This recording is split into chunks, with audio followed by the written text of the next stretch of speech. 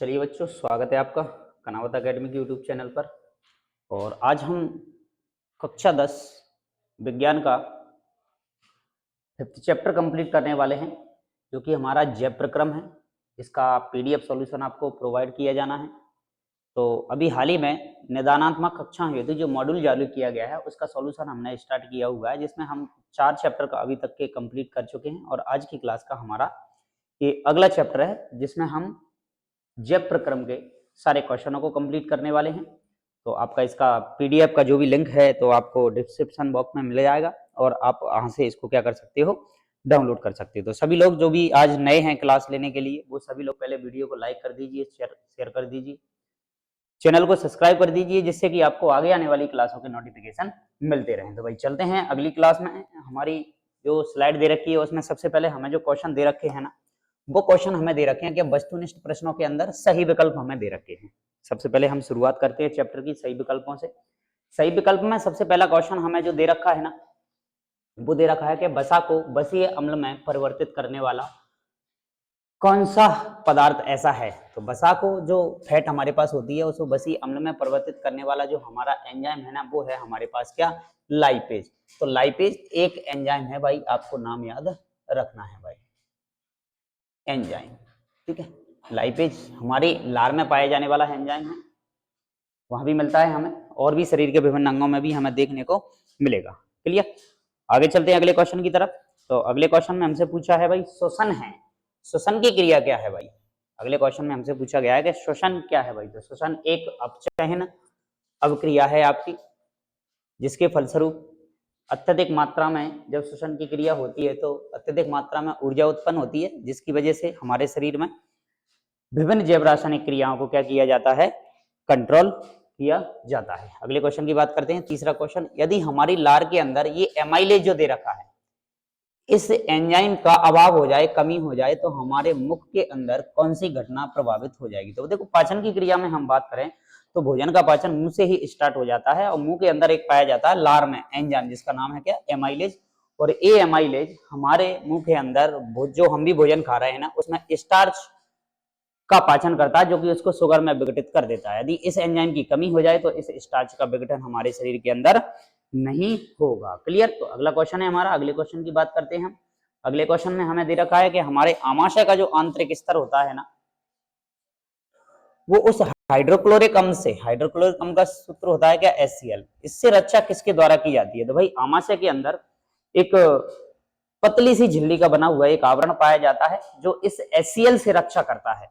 इस आवरण को हम क्या कह देते हैं, म्यूकस कह देते हैं। म्यूकस हमारी आमाशय की इसी हाइड्रोक्लोरिक अम्ल से रक्षा करता है, जो कि हाइड्रोक्लोरिक अम्ल यानी HCl हमारे आमाशय की ही दीवार से निकलता है, जो कि भोजन को अम्लीय माध्यम प्रदान करता है, और भोजन को हमारे आमाशय में आए हुए भोजन के अंदर पाए जाने वाले हानिकारक बैक्टीरियाओं को क्या करता है, नष्ट करता है। एक काम इसका है, किसका, HCl का। तो इस HCl से बचाने के लिए किसके द्वारा इसका काम किया जाएगा भाई, म्यूकस के द्वारा काम किया जाएगा। अगला पांचवा क्वेश्चन है हमारा कि भोजन नली का कौन सा भाग यकृत से क्या प्राप्त करता है भाई, पित्त रस प्राप्त करता है। तो याद रखना है, हमारी आहार नाल का जो क्षुद्रांत वाला भाग होता है ना, वो भोजन नली का ऐसा भाग है जो यकृत से क्या प्राप्त करता है, पित्त रस, जिसके अंदर क्या पाए जाते हैं, विभिन्न प्रकार के एंजाइम। तो आंसर हमारा क्या हो जाएगा इसका, क्षुद्रांत। क्लियर। अगली स्लाइड में चलते हैं, और अगली स्लाइड में अगला क्वेश्चन हमारे लिए है कि भोजन नली के किस भाग में भोजन का पूर्ण तरीके से पाचन हो जाता है। तो हमारी जो पूरी आहार नाल जो दे रखी है ना,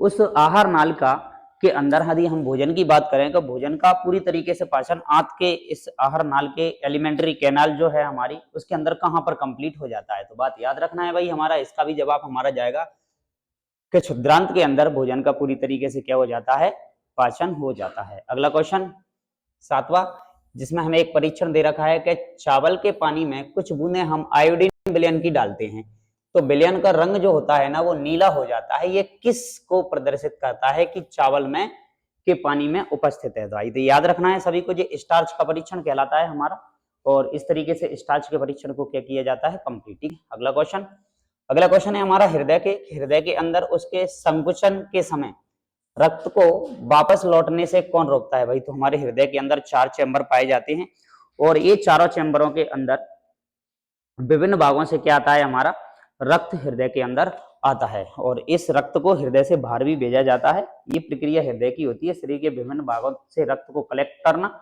और शरीर के विभिन्न भागों को रक्त को डिस्ट्रीब्यूट करना, ये हृदय का काम होता है। लेकिन जब हृदय के अंदर संकुचन होता है, सिकुड़ता है हृदय, उस समय पर रक्त को वापस लौटने से हृदय के अंदर कौन रोकता है? तो भाई हमने देखा होगा हृदय के अंदर क्या पाए जाते हैं भाई? बाल्ब पाए जाते हैं। वो बाल्ब जो होते हैं इस ब्लड को एक ही दिशा में जाने देते हैं, दोबारा लौट के वापस नहीं आने देते हैं। तो हमारा आंसर हो जाएगा हृदय के बाल्ब। अगला क्वेश्चन है कि हमारी जो मांसपेशियां हैं उनमें ऑक्सीजन की कमी प्राय क्रिकेट के खिलाड़ियों के पैरों में जकड़न का कारण बनती है, तो किसके कारण ऐसा होता है भाई? ठीक है, जब अक्सर हमने देखा होगा जब हम बहुत ज्यादा लंबे समय तक काम करते रहे तो हमारी मांसपेशियां क्या कर देती हैं भाई? काम करना बंद कर देती हैं, जिसको हम कहते हैं थकान हो जाती है। और कुछ समय आराम करने के बाद फिर से हमारी ये मांसपेशियां क्या करने लगती हैं? काम करने लगती हैं। तो ऐसा किस वजह से होता है? तो ऐसा होता है हमारे शरीर के अंदर जो है ना पाया जाता है क्या? पायरुवेट। वो पायरुवेट किस में परिवर्तित हो जाता है? लैक्टिक अम्ल में परिवर्तित हो जाता है, इसलिए हमारे शरीर में ऐसा होता है। ये पायरुवेट का लैक्टिक अम्ल में क्या हो जाता है? परिवर्तन। और फिर से यदि हम वापस थोड़ा सा रिलैक्स ले लें, मांसपेशियों को आराम दे दे, तो ये लैक्टिक अम्ल वापस किस काय में बदल जाता है? पायरुवेट अम्ल में। तो फिर से हमारे शरीर की कोशिकाएं, शरीर के अंग क्या करने लगते हैं? काम करने लगते हैं। अगले क्वेश्चन की बात करें, अगले क्वेश्चन में हमें दे रखे हैं खाली स्थान, और बात करते हैं हम खाली स्थानों की 1 बाय 1। तो सबसे पहले दे रखा है हमें कि ऑक्सीजन की उपस्थिति में पायरुवेट का विखंडन जो होता है भाई, श्वसन की क्रिया के फलस्वरूप जो होता है हमारे शरीर के अंदर। तो सबसे पहला क्वेश्चन हमें यही दे रखा है कि ऐसी क्रिया कहां पर होती है? ऑक्सीजन की उपस्थिति में पायरुवेट का विखंडन जो होता है ना, वो हमारी कोशिका के अंदर माइटोकॉन्ड्रिया में होता है भाई, माइटोकॉन्ड्रिया। याद रखना है भाई आपको, नाम इसका माइटोकॉन्ड्रिया के अंदर होता है। अगला क्वेश्चन है कि ग्लूकोज का ऑक्सीजन की उपस्थिति में विखंडन क्या कहलाता है भाई? इस बात को भी याद रखना है, ग्लूकोज का ऑक्सीजन की उपस्थिति में विखंडन, इसी को ही तो हम कहते हैं वायवीय श्वसन। तो इसका जवाब हो जाएगा हमारा क्या? वायवीय श्वसन, याद रखना। अगला क्वेश्चन है पायरुवेट का ऑक्सीजन की अनुपस्थिति में विखंडन होने पर उसका अंतिम उत्पाद क्या बनता है भाई? इसका भी नाम हमें याद रखना है। तो इसका अंतिम उत्पाद जो बनता है ना, वो है हमारा एल्कोहल, जिसे हम कह सकते हैं एथिल एल्कोहल या एथेनॉल भी बोल सकते हैं, एथेनॉल। इसमें जवाब जाएगा हमारा एथेनॉल। और अगला है हमारा कि पायरुवेट का ऑक्सीजन की उपस्थिति में विघटन होने पर अंतिम उत्पाद क्या होता है? जैसे अभी पूछा है उसने कि पायरुवेट का ऑक्सीजन की अनुपस्थिति में विखंडन क्या कहलाता है और उपस्थिति में विखंडन क्या कहलाता है। दोनों ही कंडीशन है, एक में अनुपस्थित दे रखा है और एक में उपस्थित। तो अनुपस्थिति में तो एथिल एल्कोहल बनता है, एथेनॉल जिसे बोलते हैं C2H5OH हमारा। और जब उपस्थिति होती है ना, तो बनता है हमारे पास क्या? कार्बन डाइऑक्साइड और जल बनता है। तो यही हमारी श्वसन की क्रिया कहलाती है। अगला क्वेश्चन कि जलीय जीव श्वसन के लिए ऑक्सीजन का उपयोग करते हैं भाई। कौन सी ऑक्सीजन का उपयोग करेंगे? जलीय जीव, जल में रहने वाले जो भी जीव जंतु हैं, वो जल के साथ घुलित अवस्था में ऑक्सीजन पानी के अंदर पाई जाती है, उस ऑक्सीजन का उपयोग अपने श्वसन के लिए करते हैं। तो हम यहाँ पर लिख देंगे जलीय जीव श्वसन के लिए जल में घुलित ऑक्सीजन का उपयोग करते हैं। क्लियर? अगला क्वेश्चन, मनुष्य के शरीर में खाली स्थान गैसों के विनिमय हेतु सतह उपलब्ध कराई जाती है भाई। ये सतह किसके द्वारा उपलब्ध कराई जाती है? तो हमने देखो फेफड़ों के बारे में पढ़ा था कि फेफड़ों के अंदर छोटी छोटी कूपिकाएं पाई जाती हैं। इन कूपिकाओं की जितनी ज्यादा संख्या फेफड़ों के अंदर होगी, उन फेफड़ों की सांस लेने की क्षमता, ग्रहण करने की, छोड़ने की क्षमता उतनी ही क्या होगी? ज्यादा होगी। तो मनुष्य के शरीर में इन गैसों का विनिमय करने के लिए सबसे ज्यादा जो सतह या क्षेत्रफल उपलब्ध कराती हैं, वो हमारी एल्वोलाई या फिर हम उनको कह देते हैं कूपिका कहलाती है, कूपिका। क्लियर? अगला क्वेश्चन, मानव शरीर में ऑक्सीजन परिवहन के लिए उत्तरदायी है भाई। हमारे शरीर के अंदर हम कहते हैं हम सांस ले रहे हैं, फेफड़ों के अंदर ऑक्सीजन हमारे शरीर में पहुंच रही है, फेफड़ों से फिर ऑक्सीजन खून के माध्यम से शरीर के विभिन्न भागों में पहुंचाई जा रही है। तो इस ऑक्सीजन को लेके जाने का काम किसका होता है भाई? तो याद रखना है, एक काम होता है हमारा किसका? हीमोग्लोबिन का, हीमोग्लोबिन। याद रखना है हीमोग्लोबिन, जिसको हम शॉर्ट में HBV लिख सकते हैं। क्लियर? उसके बाद 8वां क्वेश्चन हमें खाली स्थान में दे रखा है कि सरीसृप और जो जीव जंतु होते हैं, और भी जीव जंतु हैं, सरीसृप हैं, उन जंतुओं में कोष्ठीय हृदय होता है। तो भाई इस बात को हमें पता है कि मानव के शरीर के अंदर जो हृदय के अंदर जो कक्ष होते हैं ना, वो कितने होते हैं? 4 चैम्बर पाए जाते हैं। लेकिन जो सरीसृप जो है ना, उनके अंदर जो हृदय के कक्ष पाए जाते हैं ना, वो होते हैं कितने भाई? 3। तो इसका जवाब हो जाएगा 3। मानव हृदय की कोई पूछे तो मानव हृदय में 4 चैम्बर पाए जाते हैं। और यदि यही हमसे पूछ लिया जाए कि मछली के हृदय में कितने चैम्बर होते हैं, तो याद रखना है मछली के हृदय में 2 चैम्बर पाए जाते हैं। क्लियर? अगला क्वेश्चन, 9वां क्वेश्चन। और 9वें क्वेश्चन में हमसे पूछा है खाली स्थान की भित्ति मोटी और लचीली होती है भाई। तो याद रखना है हमारे शरीर में रक्त को एक स्थान से दूसरे स्थान तक ले जाने के लिए धमनी और सिराएं पाई जाती हैं। तो ये जो धमनियां होती है ना, उनकी भित्ति कैसी होती है भाई? मोटी होती है। और कैसी होती है भाई? लचीली होती है। क्लियर? अगला क्वेश्चन भी दे रखा है, इसका जवाब भी हमारा क्या है? धमनी है।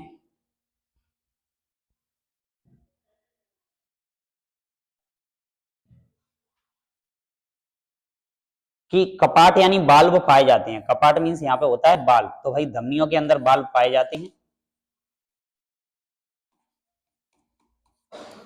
ठीक है, बात करते हैं आगे। अत्यधिक रक्त स्त्राव की दशा में रक्त का थक्का जमा कर अनुरक्षण करता है भाई। ऐसा कौन सा भाग है हमारे अंदर? तो शरीर के अंदर देखो, खून के अंदर 3 तरीके की कोशिकाएं हैं हमारे, के आरबीसी पाई जाती है, डब्ल्यूबीसी पाई जाती है और प्लेटलेट्स पाई जाती हैं। तो जब हमारे यहाँ कहीं पे भी ब्लीडिंग होती है, चोट लग जाती है कहीं पे, तो वहां से क्या निकलने लगता है भाई? रक्त बाहर निकलने लगता है। और इस रक्त को बाहर निकलने से रोकने के लिए हमारे शरीर के अंदर प्लेटलेट्स पाई जाती हैं।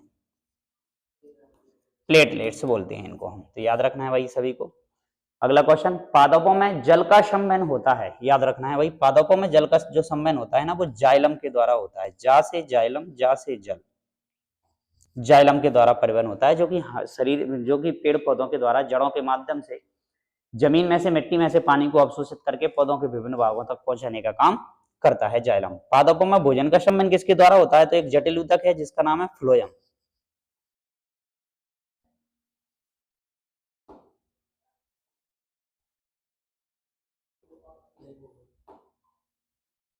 तो इसका जवाब हो जाएगा हमारा क्या? फ्लोएम।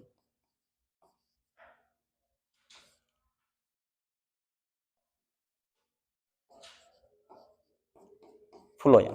तो फ्लोएम के द्वारा पेड़ पौधों के अंदर काय का परिवहन होता है? भोजन का परिवहन, जो कि पत्तियों में प्रकाश संश्लेषण की क्रिया के द्वारा क्या बनता है?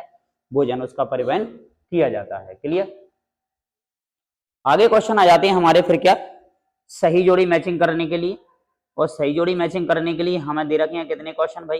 5 क्वेश्चन इसके अंदर दे रखे हैं। बड़े अच्छे क्वेश्चन दे रखे हैं। कुछ एंजाइम दे रखे हैं, कुछ शरीर के आंतरिक अंग दे रखे हैं, और उनका मैचिंग हमें आगे करना है कि ये कहां से क्या स्रावित होता है। सबसे पहला कॉलम में यदि हम बात करें, पित्रस हमें दे रखा है भाई।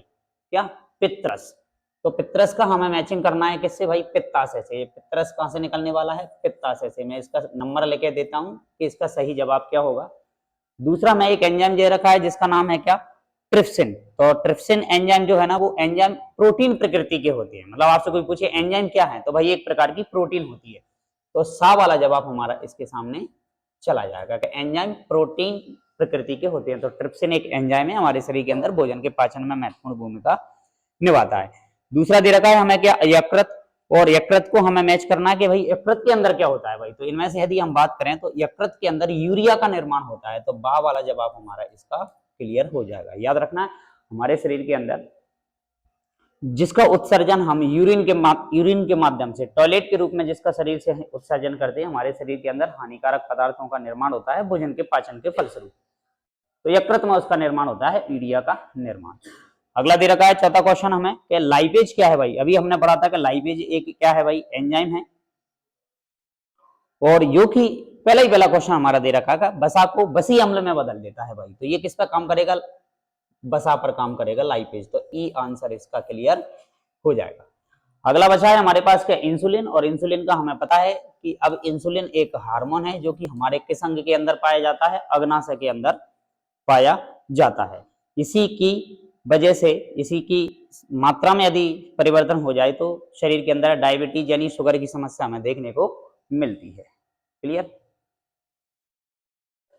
आगे आ जाते हैं हमारे एक शब्द में जवाब, जिसमें हमसे सबसे पहला क्वेश्चन जो पूछा गया है ना, वो पूछा गया है क्या? कि प्रोटीन एमिनो अम्ल के रूप में अवशोषित होता है भाई। ये इसका जवाब हमें देना है भाई। तो प्रोटीन का जवाब बताना है भाई सभी लोगों को। प्रोटीन एमिनो अम्ल के रूप में अवशोषित हो जाता है भाई। तो बात यही है कि भाई क्वेश्चन थोड़ा सा मिसप्रिंट है यहाँ पे कि प्रोटीन किस रूप में, यहाँ पर हमारा जवाब होना चाहिए था कि प्रोटीन किस रूप में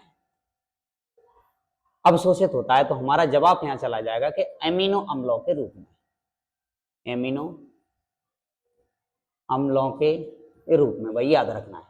अगला क्वेश्चन भी हमारा उसी तरीके से मिसप्रिंट है, आंसर ये दे रखा है कि कोशिका का ऊर्जा घर किसे कहते हैं भाई। तो बिल्कुल सही जवाब है कि कोशिका का ऊर्जा घर हम माइटोकॉन्ड्रिया को कहते हैं, माइटोकॉन्ड्रिया,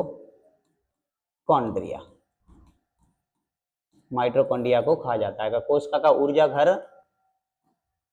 किसे कहते हैं या क्या कहलाता है, तो हमारा जवाब होगा क्या, माइटोकॉन्ड्रिया। ऐसे ही अगला क्वेश्चन हमें दे रखा है कि वे सभी प्रक्रम जो सम्मिलित रूप से अनुरक्षण का कार्य करते हैं वे जैव प्रक्रम कहलाते हैं। बिल्कुल सही जवाब है, वो जैव प्रक्रम ही कहलाते हैं। इनके आंसर ही आपको मैच हो गए हैं, इसमें जैव प्रक्रम कहते हैं हमने। तो वे सभी प्रक्रम जो सम्मिलित रूप से अनुरक्षण का कार्य करते हैं, यहाँ जवाब होता हमारा क्या, क्या कहलाते हैं। तो क्वेश्चन में ही आंसर मेंशन हो गया है, तो याद रखना है भाई सभी को। अगला क्वेश्चन है, ज्यादातर पेड़ पौधे नाइट्रोजन का अवशोषण किस रूप में करते हैं। भाई यहाँ से हमारे क्वेश्चन क्लियर है कि ज्यादातर जो पेड़ पौधे जो होते हैं ना, वो वातावरण में नाइट्रोजन पाई जाती है 78%। तो भाई वातावरण के अंदर पाई जाने वाली गैसों की थोड़ी सी परसेंटेज मात्रा अपन याद कर लेते हैं।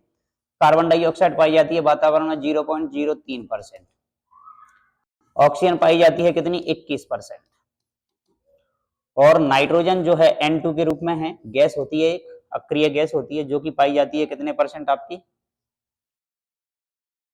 78% लगभग। सबसे ज्यादा मात्रा में पाई जाने वाली वातावरण में गैस है कौन सी, नाइट्रोजन। लेकिन ये किसी से रिएक्ट नहीं करती है, क्रिया नहीं करती है, क्योंकि अक्रिय गैस होती है। लेकिन पेड़ पौधों को नाइट्रोजन की आवश्यकता होती है, लेकिन पेड़ पौधे डायरेक्ट गैस को नहीं ले पाते हैं। तो वो उस नाइट्रोजन को किस रूप में लेते हैं, नाइट्रेट्स के रूप में, नाइट्रेट्स, या फिर अमोनिया के रूप में।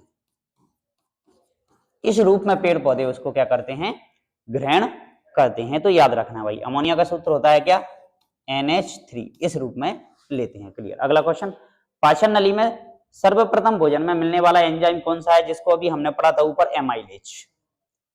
हमारी लार में पाए जाने वाला एंजाइम है एमाइलेज। तो सबसे पहले पाचन की क्रिया मुख गुहा से स्टार्ट होती है, और मुख गुहा के अंदर लार ग्रंथियां पाई जाती हैं, जिनसे लार निकलती है, और लार में पाए जाने वाला जो एंजाइम है वो कौन सा है, एमाइलेज है। क्लियर। आगे बढ़ते हैं। अगले क्वेश्चन में हमें दे रखा है कि हमारे शरीर के अंदर भाई पानी का अवशोषण कहां पर होता है। तो हमारे शरीर के अंदर पानी का जो अवशोषण होता है ना, वो होता है हमारी आंत में। भाई आंत तो पूरी है, छोटी आंत या बड़ी आंत, तो जवाब होगा कि छोटी आंत में तो भोजन का पूरी तरीके से पाचन हो जाता है। लेकिन यदि अवशोषण वाली बात करें हम भोजन के, तो भोजन से पानी का जो अवशोषण होता है ना, वो होता है हमारी किस आंत में, बड़ी आंत में। याद रखना है भाई आप, बड़ी आंत। क्लियर। अगला है, जीवधारियों में ऊर्जा मुद्रा का नाम लिखिए भाई। ऊर्जा मुद्रा किसे कहते हैं भाई। तो आपने नाम सुना है कि जब श्वसन की क्रिया जब हो रही थी, उसमें वायवीय अवायवीय श्वसन को हमने पढ़ा था, उसमें बहुत ज्यादा मात्रा में ऊर्जा निकल रही थी, और वो ऊर्जा हम एटीपी के रूप में निकाल रहे थे, वही हमारी ऊर्जा मुद्रा कहलाती है, एटीपी, एडिनो ट्राइफॉस्फेट, जिसका पूरा नाम है। तो हमारे जीवधारियों के अंदर ऊर्जा मुद्रा हम एटीपी को कहते हैं। अगला क्वेश्चन, वर्णक का नाम लिखिए जो प्रकाश संश्लेषण को क्या करता है, या प्रकाश को क्या करता है, अवशोषित। तो भाई प्रकाश संश्लेषण की क्रिया में हमने पढ़ा है कि क्लोरोफिल आवश्यक होता है हमें प्रकाश संश्लेषण की क्रिया होने के लिए। तो उसी वर्णक का नाम हमें बताना है, पिगमेंट जिसको हम बोलते हैं, जो कि हरे रंग का होता है, जिसे हम क्लोरोफिल कहते हैं। ठीक है, ये हमारा हुआ क्या, एक शब्द वाक्य में जो उत्तर दे रखे थे। अगला क्वेश्चन हमारा आ जाता है कि सत्य असत्य कथनों को क्या करिए, चुनिए भाई। इनमें से हमें बताना है कि भाई कौन सा कथन सत्य है और कौन सा कथन क्या है, असत्य है। जिसमें हमसे सबसे पहला क्वेश्चन पूछा गया है कि मनुष्य में दोहरा परिसंचरण तंत्र होता है। बिल्कुल क्वेश्चन दे रखा है, मानव के शरीर के अंदर एक बार हृदय से 2 बार रक्त गुजरता है, एक शुद्ध और एक अशुद्ध, इसलिए हम उसको क्या कह देते हैं भाई, दोहरा परिसंचरण तंत्र कह देते हैं। तो सही जवाब इसका हो जाएगा। दूसरा क्वेश्चन है हमारा कि बायां आलिंद शरीर के विभिन्न भागों से आए ऑक्सीजनित रक्त को ग्रहण करता है। नहीं भाई, ये गलत है आपका। ये हमारा दायां वाला भाग है कि हृदय के अंदर 4 चैम्बर पाए जाते हैं, जिसको राइट लेफ्ट में हम डिवाइड करते हैं, तो ये हमें आगे देखने को मिलेगा। वैसे ही हमें दे रखा है क्या तीसरा क्वेश्चन, कि तीसरे में वो है कि बायां निलय जो है ना वो ऑक्सीजनित रक्त को शरीर के विभिन्न भागों को प्रेषित करता है। भाई ये जवाब सही है, ये विभिन्न भागों को शुद्ध रक्त भेजने का क्या करता है भाई, काम करता है। अगला क्वेश्चन चौथा है कि बायां आलिंद ऑक्सीजनित रक्त को दाएं निलय में क्या करता है भाई, प्रेषित करता है, तो ये भी हमारा क्या हो जाएगा भाई, गलत। ठीक है, अगला क्वेश्चन है कि दायां आलिंद अनऑक्सीजनित मतलब जिसमें कार्बन डाइऑक्साइड की मात्रा होगी ज्यादा, यानी जिसको हम कहेंगे कैसा, अशुद्ध रक्त, तो बिल्कुल सही जवाब है ये आपका। तो ये इस तरीके से आपके क्या थे, सत्य असत्य। तो अगली स्लाइड की तरफ हम चलते हैं, जिसमें हमें 2-2 अंक वाले क्वेश्चनों की शुरुआत हमें दे रखी है। तो फर्स्ट चर्चा हम इन क्वेश्चनों पर कर लेते हैं, जो कि एग्जाम के हिसाब से आपके बहुत इंपॉर्टेंट क्वेश्चन रहने वाले हैं। इसलिए आप जो भी मॉड्यूल जारी किया गया, जिसका पीडीएफ सॉल्यूशन आपको प्रोवाइड किया जा रहा है, आप पहले इन क्वेश्चनों को बिल्कुल अच्छे से रिवीजन कीजिए। बहुत इंपॉर्टेंट क्वेश्चन आपको इस पीडीएफ के माध्यम से प्रोवाइड कराए जा रहे हैं। तो बात करते हैं सबसे पहले क्वेश्चन की हम, और पहले क्वेश्चन में हमें दे रखा है कि भोजन के पाचन में हमारी इस लार की क्या भूमिका है। भाई मुंह के अंदर लार ग्रंथियां पाई जाती हैं, इन लार ग्रंथियों के अंदर कुछ एंजाइम पाए जाते हैं जो भोजन को पचाने में क्या करते हैं, बहुत ज्यादा सहायता करते हैं और भोजन को चिकना बना देते हैं, लसलसा बना देते हैं, जिससे भोजन फिसलकर हमारे आगे के अंगों में चलना शुरू कर देता है। तो बिल्कुल आप इस क्वेश्चन को कंप्लीट कीजिए। दूसरा क्वेश्चन दे रखा है हमें क्या, जाइलम और फ्लोएम के पदार्थों के वहन में क्या अंतर है। भाई अभी हमने पढ़ा था कि पेड़ पौधों के अंदर जल का जो परिवहन किया जाता है वो जाइलम के द्वारा किया जाता है और खनिज पदार्थों का परिवहन किया जाता है, और फ्लोएम के द्वारा पत्तियों में निर्मित जो भोजन है ना उसका परिवहन किया जाता है। तो भाई दूसरा क्वेश्चन का आंसर भी हमारा क्लियर है। अगला क्वेश्चन है तीसरा, स्वपोषी पोषण के लिए आवश्यक परिस्थितियां कौन कौन सी है। भाई स्वपोषी पोषण जो है ना, उस पोषण को कहते हैं जिसमें कोई भी जीव अपना भोजन क्या बना लेता है भाई, स्वयं बना लेता है।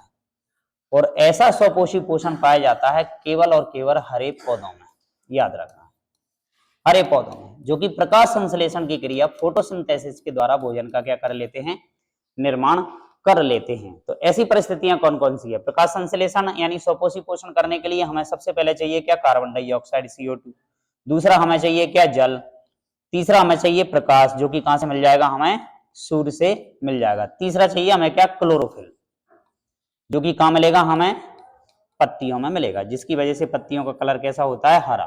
तो ये जवाब हमारा इसका क्या हो जाएगा, सही।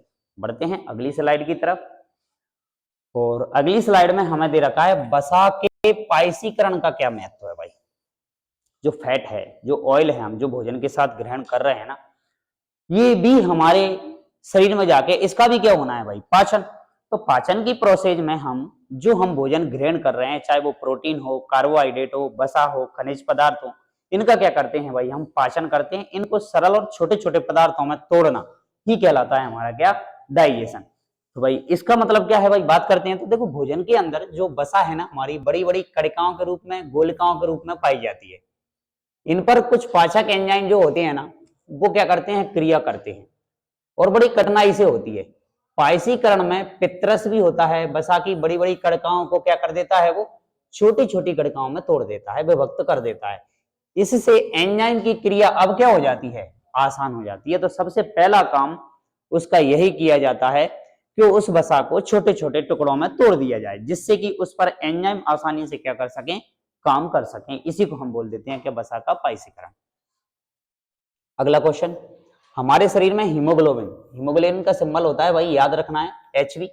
इसकी कमी से क्या हो सकता है भाई, तो हमने अभी ओटीओ में इस क्वेश्चन को पढ़ा कि हीमोग्लोबिन की यदि कमी हो जाए तो भाई ऑक्सीजन का परिवहन होता है। भाई हीमोग्लोबिन के द्वारा किसका परिवहन होता है भाई, ऑक्सीजन का परिवहन होता है। ये ऑक्सीजन को एक स्थान से दूसरे स्थान तक लेके जाता है। तो हीमोग्लोबिन एक श्वसन वर्णक है जो ऑक्सीजन के लिए बंधुता रखता है तथा शरीर की कोशिकाओं में ऑक्सीजन का स्थानांतरण करता है। इसलिए रक्त में यदि हीमोग्लोबिन की कमी हो जाती है तो ऑक्सीजन की क्षमता क्या हो जाती है, प्रभावित। इससे शरीर की कोशिकाओं में ऑक्सीजन की कमी हो जाएगी, जिससे हमें शरीर के अंदर एक बीमारी देखने को मिलेगी, जिसे हम कहते हैं क्या, एनीमिया नामक बीमारी हो जाएगी, जिसे हम कहते हैं रक्त की कमी हो जाएगी, रक्त की कमी हम कह सकते हैं। ठीक है, ये क्वेश्चन था हमारा। अगला क्वेश्चन है, छठवां क्वेश्चन देखिए, जिसमें हमसे बोला है स्वपोषी पोषण और विषमपोषी पोषण में अंतर क्या है भाई। स्वपोषी पोषण में कोई भी जीव जंतु जैसे हरे पेड़ पौधे अपने खुद के ही द्वारा भोजन का क्या करेंगे, निर्माण। लेकिन विषमपोषी पोषण में ऐसा नहीं होता है। विषमपोषी पोषण में जीव दूसरे जीव पर भोजन के लिए क्या रहता है, निर्भर रहता है। तो बिल्कुल है जवाब इसका कि स्वपोषी पोषण में जीव अपना भोजन कार्बन डाइऑक्साइड, जल, क्लोरोफिल की और सूर्य के प्रकाश की सहायता से अपना भोजन खुद बना लेते हैं, जबकि विषमपोषी पोषण में जीव अपना भोजन दूसरे जीवों से क्या करता है, प्राप्त करता है। क्लियर। बढ़ते हैं अगले क्वेश्चन की तरफ, जिसमें हमारा 7वां क्वेश्चन चल रहा है। 2 नंबर के क्वेश्चनों का पैटर्न चल रहा है अभी। सबसे पहला 7वां क्वेश्चन है हमारा का, जल से बाहर निकालने पर मछलियां क्यों मर जाती हैं भाई। देखो पानी पढ़ा है हमने, मछली जल की रानी है, जीवन उसका पानी है, बाहर निकालो तो क्या हो जाएगी भाई, मर जाएगी। इसके पीछे वजह क्या है, क्योंकि देखो मछलियां में जो श्वसन की क्रिया है ना, वो पानी के अंदर हो रही है। पानी के अंदर घुली हुई जो ऑक्सीजन है ना, उसका उपयोग करती हैं। तो इस ऑक्सीजन को लेने के लिए उनके अंदर गलफड़े, गिल्स या क्लोम पाए जाते हैं, जिनको हम गिल्स भी बोल सकते हैं, गलफड़े भी बोल सकते हैं, क्लोम दरारें भी हम बोल सकते हैं इनको, जो सिर्फ पानी में से ही घुली हुई ऑक्सीजन को ग्रहण कर सकती हैं। बाहर वातावरण में पाई जाने वाली उस ऑक्सीजन को जो ग्रहण नहीं कर सकती। तो जैसे ही इनको पानी से बाहर निकाला जाता है, तो इनके जो गिल्स होते हैं ना, वो वातावरण की ऑक्सीजन को नहीं ले पाती हैं और दम घुटने की वजह से मछलियों की क्या हो जाती है, मृत्यु हो जाती है। ये इसका जवाब होगा। अगला क्वेश्चन है कि मनुष्य में रक्त संचरण, दोहरा रक्त संचरण क्यों कहलाता है भाई। बिल्कुल सही जवाब है कि मनुष्य के अंदर दोहरा रक्त परिसंचरण पाया जाता है, क्योंकि मनुष्य के हृदय से एक बार में 2 बार खून गुजरता है, जिसमें मनुष्य का दायां भाग और बायां भाग काम करता है, जिसमें 4 चैम्बर मनुष्य के हृदय के अंदर पाए जाते हैं। बस यही वजह है। देखते हैं कि मनुष्य के पूरे शरीर में रक्त संचरण एक चक्र में हृदय से कितनी बार गुजरता है, 2 बार। एक बार वो गुजरेगा दाहिने भाग से जो कि अशुद्ध होगा, दूसरी बार बाएं भाग से गुजरेगा जो कि शुद्ध होगा। इसलिए हम मनुष्य में इसको क्या कह देते हैं, डबल सर्कुलेटरी सिस्टम पाया जाता है। मनुष्य के अंदर दोहरा परिसंचरण तंत्र पाया जाता है। तो ये थे हमारे 2-2 नंबर वाले क्वेश्चन। और अब हमारा अगला पैटर्न आता है,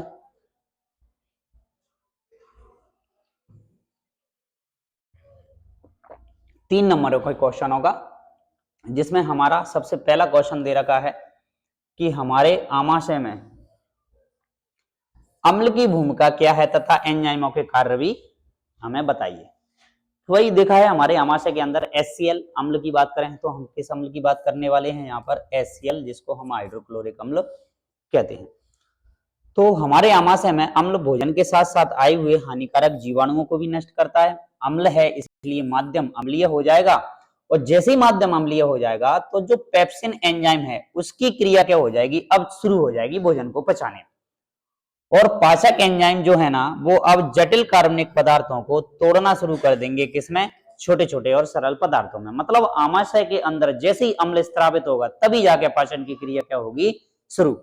जिसमें हमारा जो कार्बोहाइड्रेट है वो ग्लूकोज में टूटेगा, बसा बसी अम्लों में टूटेगी, और प्रोटीन एमिनो अम्लों में परिवर्तित हो जाएगा। इस हिसाब से भोजन का क्या होता है, पाचन हो जाता है, किसके अंदर, आमाशय के अंदर। तो ये थी हमारी प्रोसेस भोजन के पाचन की। दूसरा क्वेश्चन हमें दे रखा है,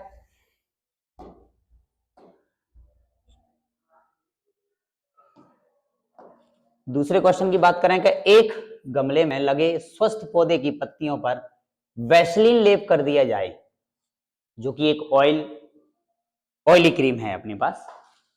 क्या पौधा लंबे समय तक स्वस्थ बना रहेगा? यदि बना रहेगा तो क्यों, और नहीं बना रहेगा तो क्यों? तो यह पौधा लंबे समय तक स्वस्थ नहीं बना रहेगा। इसके पीछे कारण है क्या, कि जैसे ही हमने इसके ऊपर वैसलीन लगा दी तो यह श्वसन के लिए ऑक्सीजन ग्रहण नहीं कर पाएगा, और जब ऑक्सीजन ग्रहण नहीं कर पाएगा तो ये अपना भोजन भी नहीं बना सकता, श्वसन की क्रिया भी नहीं कर सकता। मतलब पौधा क्या हो जाएगा, मर जाएगा। इसके अंदर होने वाली जो भी जैविक क्रियाएं वो सब क्या हो जाएंगी, स्टॉप हो जाएगी। दूसरा पॉइंट है हमारे पास, फिर पौधे को प्रकाश संश्लेषण के लिए कार्बन डाइऑक्साइड भी प्राप्त नहीं होगी, क्योंकि उसको बाहर से वातावरण में से कार्बन डाइऑक्साइड लेनी पड़ेगी, तो वो भी उसको नहीं मिल पाएगी। तब भी पौधा क्या हो जाएगा, अपना जीवन यापन नहीं कर पाएगा, मतलब भोजन नहीं बना पाएगा। तीसरा, बाष्पोत्सर्जन की प्रक्रिया नहीं होगी, क्योंकि पौधों की पत्तियों से पानी भाप बन के क्या होता है, एक्स्ट्रा पानी उड़ता है, अतिरिक्त जल, और वो अतिरिक्त जल निकल ही नहीं पाएगा।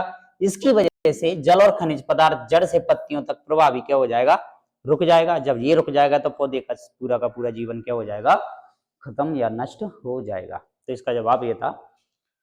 अगला क्वेश्चन हमारा है फिर कि प्रकाश संश्लेषण क्या है भाई, समीकरण सहित बताइए। तो बिल्कुल चैप्टर में अभी बार बार हमने इस बात को पढ़ा है कि प्रकाश संश्लेषण की क्रिया एक उपापचयी क्रिया है जिसके द्वारा हरे पौधे सूर्य के प्रकाश पर्णहरिम, मतलब ये वही है क्लोरोफिल, क्लोरोफिल हरे रंग का वर्णक पत्तियों में पाया जाता है बेटा। इसकी उपस्थिति में जल और कार्बन डाइऑक्साइड मिलकर काय का निर्माण करते हैं, कार्बोहाइड्रेट का, जिसे हम कहते हैं भाई ग्लूकोज का निर्माण करते हैं। यही प्रक्रिया हमारी क्या कहलाती है, प्रकाश संश्लेषण, और ऑक्सीजन हमें बाहर निकलती हुई प्रतीत होती है। इसका समीकरण हमें दे रखा है भाई, सभी लोग समीकरण को अच्छे से याद रखें। पूछा जाता है कि कार्बन डाइऑक्साइड और जल मिलकर क्या बनाते हैं भाई, सूर्य के प्रकाश की, और क्लोरोफिल की उपस्थिति में, भाई यहाँ लिखना पड़ेगा क्लोरोफिल भाई उपस्थिति में, ठीक है ना। बात करते हैं अगले क्वेश्चन की, और अगले क्वेश्चन में हमें दे रखा है उत्सर्जन। उत्सर्जन क्या है भाई, तो बात कर लेते हैं उत्सर्जन की। देखो उत्सर्जन का मतलब है जब हमने पाचन किया है, भोजन को ग्रहण किया है, पौष्टिक पदार्थ शरीर को मिल गए, तो उस पाचन की क्रिया के फलस्वरूप शरीर के अंदर बहुत सारे हानिकारक पदार्थों का क्या हो जाता है, निर्माण, और उन हानिकारक पदार्थों को शरीर से क्या करना होता है, बाहर। इसी प्रक्रिया को हम कह देते हैं क्या, उत्सर्जन। देखते हैं, बात करते हैं कि जो भी सजीव हैं उनके शरीर में बहुत सारी उपापचयी क्रिया लगातार होती रहती हैं। इससे विभिन्न उपयोगी जो पदार्थ है ना, उनका निर्माण भी होता है, जो कोशिकाओं और ऊतकों द्वारा क्या कर लिए जाते हैं, अवशोषित। जबकि कुछ वर्ज्य पदार्थ, मतलब जिनको हम कहेंगे कि ये हानिकारक पदार्थ है, हानिकारक अपशिष्ट पदार्थ जिनको हम बोलेंगे, जो शरीर के लिए नुकसानदायक हैं, जो कि अनुपयोगी होते हैं, इनकी अनुपयोगी या इन पदार्थों को शरीर से क्या करना होता है, हमें बाहर, नहीं तो शरीर में अपना दुष्प्रभाव डालेंगे। इसी वजह से हमें उत्सर्जन करना पड़ता है। वह अंग जिनके द्वारा ये उत्सर्जी पदार्थों को शरीर से क्या करते हैं, हम बाहर, उन्हें उत्सर्जी अंग कह देते हैं हम, ठीक है। जैसे कि नाम सुना होगा, किडनी है हमारे, बहुत सारे उत्सर्जी अंग हैं जो कि अलग अलग पदार्थों का क्या कर रहे हैं, उत्सर्जन कर रहे हैं हमारे, ठीक है। क्या काम है भाई इनका, काम है कि शरीर के द्रव्यों का मान एवं परासरणी दाब को बनाए रखना भी ये काम होता है उत्सर्जन के द्वारा, और शरीर के आंतरिक वातावरण को ये समस्थानिक भी बनाए रखते हैं। ऐसे हमें दे रखा है। अगला क्वेश्चन कि पौधों के लिए बाष्पोत्सर्जन क्यों आवश्यक है भाई। पेड़ पौधों को देखा होगा, पत्तियों से पानी भाप बन बन के बाहर निकलता है, इसी को हम क्या कह देते हैं, बाष्पोत्सर्जन। ये क्यों आवश्यक है भाई, तो क्या होता है, पौधों में जड़ों के द्वारा पानी को क्या किया जाता है, अवशोषित। लेकिन जब पौधे के अंदर एक्स्ट्रा पानी अवशोषित कर लिया जाता है, तो उसको उन पौधों के शरीर से क्या करना होता है, बाहर निकालना होता है, जो कि भाप बन के बाष्पोत्सर्जन के द्वारा क्या हो जाता है, निकल जाता है। तो इसके द्वारा पौधों में उपस्थित अतिरिक्त जो जल की मात्रा है ना, उसको वाष्प के रूप में उत्सर्जित कर दिया जाता है। इससे पौधों में जल का एक नियमन, कंट्रोल बना रहता है। दूसरा, यह पौधों में एक खिंचाव भी पैदा करता है, जिससे जड़ें मिट्टी से लवण और जल को क्या करती हैं भाई, अवशोषित। जब पानी पत्तियों से निकलेगा बाहर, तो पानी जड़ों से भी ज्यादा अवशोषित किया जाएगा, जिससे पौधे के विभिन्न भागों में जो मिट्टी से अवशोषित किए जल के माध्यम से जो खनिज पदार्थ हैं, वो पत्तियों तक पहुंचाने का, यानी पौधों के विभिन्न भागों तक पहुंचाने का काम उनका किया जाता है। ये इसलिए बाष्पोत्सर्जन क्या है भाई, आवश्यक है। इसी के साथ हम अगले क्वेश्चन की तरफ बढ़ते हैं, और अगले क्वेश्चन में हमें दे रखा है कि सभी पौधे दिन के प्रकाश में ऑक्सीजन और रात में कार्बन डाइऑक्साइड देते हैं। बिल्कुल सही बात है। क्या आप इस कथन से सहमत हैं? सहमत हो बिल्कुल जवाब भी दीजिए। तो भाई दिन के समय में प्रकाश संश्लेषण की क्रिया होती है, बिल्कुल सही बात है। और कौन सी गैस बनती है भाई, ऑक्सीजन गैस बनती है। बनने की दर श्वसन के फलस्वरूप कार्बन डाइऑक्साइड बनने की दर से बहुत अधिक होती है। परिणाम स्वरूप ये होता है कि दिन में पौधे ऑक्सीजन देते हैं और रात में प्रकाश संश्लेषण नहीं होता है, केवल पौधों में क्या होता है, श्वसन। इसलिए रात के समय पर पेड़ पौधे क्या देंगे, कार्बन डाइऑक्साइड देंगे। तो बात याद रखनी है हमें कि दिन में पेड़ पौधे क्या देंगे भाई, ऑक्सीजन, और रात में पेड़ पौधे क्या देंगे भाई, कार्बन डाइऑक्साइड देंगे। हम इस कथन से पूरी तरह सहमत हैं। ये जवाब इसका हो जाएगा। क्लियर। आगे बढ़ते हैं अगले क्वेश्चन की तरफ। 7वां क्वेश्चन, 3 नंबर के क्वेश्चनों का पैटर्न चल रहा है अपना, जिसमें हमसे पूछा गया है कि स्थानधारियों में, जैसे मनुष्य भी एक स्तनधारी है, और भी बहुत सारे जीव जंतु स्तनधारी हैं, गाय, भैंस, कुत्ता, बॉडी, बिल्ली, सूअर, खरगोश, ये सभी स्तनधारियों की यदि हम बात करें, जो अपने बच्चों को दूध पिलाकर जीवन यापन कराते हैं ना, उनको हम कह देते हैं क्या? स्तनधारी। ठीक है ना। तो अब इन स्तनधारियों के अंदर 4 प्रकोष्ठ हृदय, प्रकोष्ठ मतलब 4 चैम्बर वाला हृदय, 4 चैम्बर वाला हृदय इनके अंदर पाया जाता है। इसके लाभ या फायदे क्या है, हमसे ये क्वेश्चन पूछा जा रहा है। तो भाई इसके फायदे हैं, इसलिए स्तनधारियों में, जीवधारियों में 4 चैम्बर वाला हृदय पाया जाता है। क्योंकि ये स्तनधारियों की यदि हम बात करें, तो इस जैसे कि मानव की बात की जाए, तो मानव हृदय में 4 चैम्बर होती हैं, दोनों, 2 तो बाएं वाले होते हैं और 2 ही क्या होते हैं भाई? दाएं चैम्बर होते हैं। और ये बिल्कुल अलग अलग होते हैं, एक दूसरे से पृथक पृथक होते हैं। इनमें एक में तो ऑक्सीजनित रक्त बहता है और एक में अनऑक्सीजनित रक्त, जिसे हम शुद्ध और अशुद्ध भी कह सकते हैं। रक्त को आपस में मिश्रित होने से ये भी आपस में क्या करते हैं भाई? मिलने से क्या करते हैं? रोकते हैं, रोकने का काम किया जाता है। और ऑक्सीजनित रक्त पूरे संपूर्ण शरीर को उपलब्ध कराने की क्षमता क्या हो जाती है? बढ़ जाती है। क्यों? क्योंकि शुद्ध और अशुद्ध रक्त जब मिक्स नहीं होंगे, तो एक अंग को जब रक्त प्राप्त होना होगा तो वो कैसा होगा भाई? शुद्ध रक्त होगा। अशुद्ध रक्त नहीं होगा तो ज्यादा मात्रा में ऑक्सीजन मिलेगी, ज्यादा मात्रा में ऊर्जा मिलेगी। क्यों? क्योंकि स्तनधारियों के शरीर के द्वारा ज्यादा मात्रा में जैविक क्रियाओं में काम किया जाता है, तो शरीर को ऊर्जा भी ज्यादा चाहिए, तो हृदय के द्वारा शुद्ध रक्त का परिवहन भी ज्यादा मात्रा में किया जाएगा, ये काम किया जाता है। क्लियर? अगला क्वेश्चन, 8वां क्वेश्चन भाई। 8वें क्वेश्चन की बात करते हैं, जिसमें हमसे दे रखा है धमनियों की तुलना में सिराओं में पतली दीवारें क्यों होती हैं भाई? धमनी, भाई धमनी वो है आर्टरी जिसको बोलते हैं हम धमनी, जिसके अंदर हमें शुद्ध रक्त, मतलब जिस रक्त में ऑक्सीजन की मात्रा ज्यादा होगी, उसका परिवहन किया जाता है, लेकिन अपवाद भी है। और हम बात करें सिराओं की, शिराओं में वो रक्त ज्यादा मात्रा में मिलेगा जिसमें कार्बन डाइऑक्साइड की मात्रा क्या होगी? ज्यादा, मतलब अशुद्ध रक्त। कोई आपसे जनरली पूछता है कि भाई धमनियों में रक्त पाया जाता है, शुद्ध या अशुद्ध? तो जवाब होगा हमारा शुद्ध। और सिराओं की हमसे पूछा जाए कि सिराओं में कैसा रक्त पाया जाता है भाई? तो अशुद्ध रक्त पाया जाता है। सर कहाँ मिलेंगे ये देखने को हमें? भाई हमारे शरीर के अंदर, जिनको हम आम भाषा में नसें बोल देते हैं ना, जो हमारी बाहर से दिखाई दे रही हैं नीले नीले रंग की, उनको तो हम कह देते हैं सिरा, जिन्हें हम कहते हैं इंग्लिश में वेन्स। और आर्टरीज यानी धमनियां जो होती है ना, वो शरीर में गहराई पर स्थित होती हैं, जो हमें बाहर से दिखाई नहीं देती हैं भाई, ये बात आपको याद रखना है। तो बात करते हैं, देखो धमनियों में जो रक्त है ना, उसका जो प्रवाह है हृदय से कहां की ओर होता है? शरीर के विभिन्न भागों। धमनियां हृदय से खून को ले लेके जा रही होती हैं, कहां? शरीर के विभिन्न भागों की तरफ। तो बड़ी प्रेशर के साथ, कहते हैं ना हृदय की धड़कन 1 मिनट में 72 बार धड़कता है हृदय, और 5 लीटर खून 1 मिनट में हृदय से गुजर जाता है भाई। इतनी तेजी से स्पीड के साथ यदि खून यदि इससे हृदय से निकल रहा है, इसका मतलब भाई प्रेशर बहुत ज्यादा रहेगा काय के अंदर? धमनी और सिराओं के अंदर। तो खून को भेजा कहां जा रहा है भाई? धमनियों के माध्यम से। तो धमनियों में दाब बहुत ज्यादा होता है, बड़े प्रेशर के साथ रक्त क्या निकलता है भाई?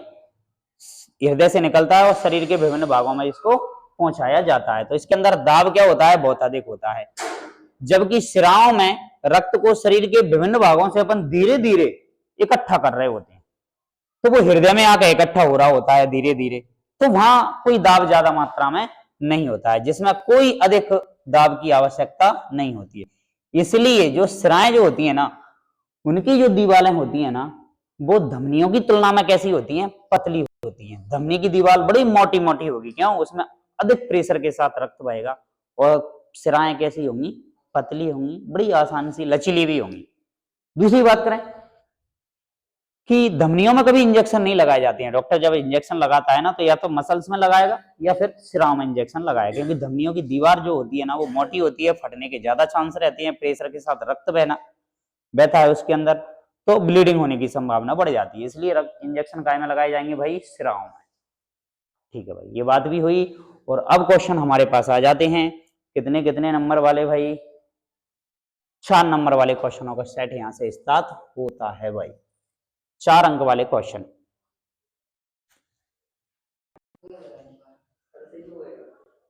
तो वृक्काणु की संरचना तथा क्रियाविधि का हमें वर्णन करना है। अगला क्वेश्चन 4 नंबर के हमारे यहाँ से स्टार्ट होते हैं और पैटर्न अच्छा है और इससे करीबन 8 नंबर का मटेरियल हमसे पूछा जाता है। तो एग्जाम के हिसाब से ये जो टॉपिक है ना हमारा, ये जो चैप्टर है ना बहुत इंपॉर्टेंट है।